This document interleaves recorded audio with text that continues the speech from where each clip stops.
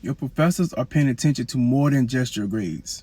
I'm an HBCU graduate, and I eventually went from being my professor's student to being my professor's colleague when I became a part-time professor after I graduated with my master's. And I got to see the classroom from the other side.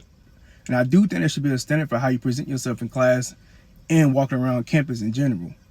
Your professors have connections, and they're not going to connect you with opportunities simply because you have good grades. That's important, but that's not the only factor.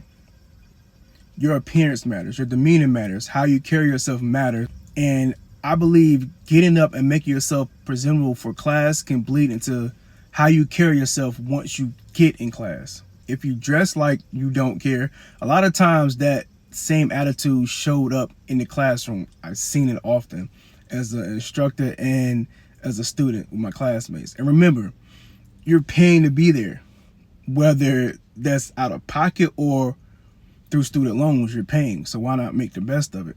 And if you're on scholarship, you've been given the opportunity somebody else would have loved to have. I had a professor who required us to remove our hats before entering the classroom. No sagging on it. He wasn't with none of that, right? He set a standard, and I respected it, and pretty much everyone that walked in respected that.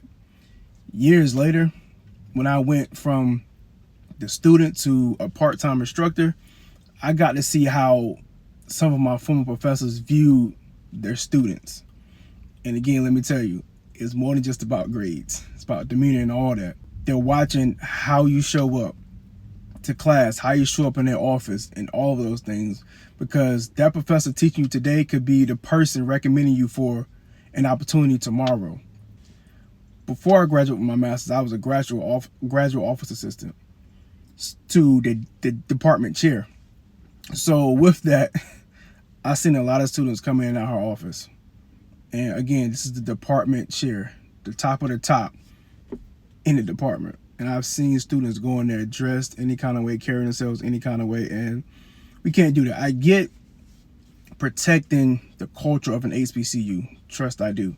I went there. I got both my degrees from there, my bachelor's and my master's from North Carolina A&T State University, by the way.